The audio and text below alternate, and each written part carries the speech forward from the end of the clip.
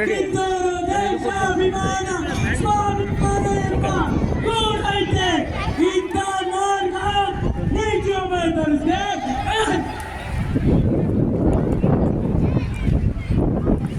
ನೀನು ಬೇಕಾ 857ರ ಪ್ರಥಮ ಸ್ವಾತಂತ್ರ್ಯ ಸಂಗ್ರಾಮದ ಕಾಲವನ್ನು ಬ್ರಿಟಿಷರು ಸಂಪೂರ್ಣವಾಗಿ ಭಾರತವನ್ನು ತನ್ನ ಕಪಿಮುಷ್ಟಿಯಲ್ಲಿ ಹಿಡಿದಿಟ್ಟುಕೊಂಡಿದ್ದ ಸಂದರ್ಭವನ್ನು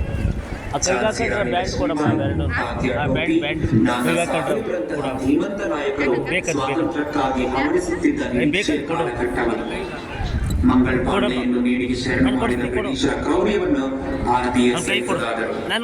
ಬ್ರಿಟಿಷರ ತಾರತಮ್ಯ ನೀತಿ, ಕಾನೂನು, ಈಸ್ಟ್ ಇಂಡಿಯಾ ಕಂಪನಿಯ ದರ್ಪ, ಅಧಿಕಾರ ಲಾಲಸೆಯಿಂದ ಭಾರತೀಯರು ಬೆಂದು ಕುಪಿತಗೊಂಡಿದ್ದರು. ಕಾನ್ಪುರ್, ಲಖನೌ, ಮಧ್ಯಪ್ರದೇಶಗಳಲ್ಲಿ ದಂಗೆಯ ಪ್ರಭಾವ ಮುಗಿಲು ಮುಟ್ಟಿತ್ತು. ಎಲ್ಲ ಭಾರತೀಯರು ಈ ಸಂಗ್ರಾಮಕ್ಕೆ ಕೈ ಜೋಡಿಸಿದರು.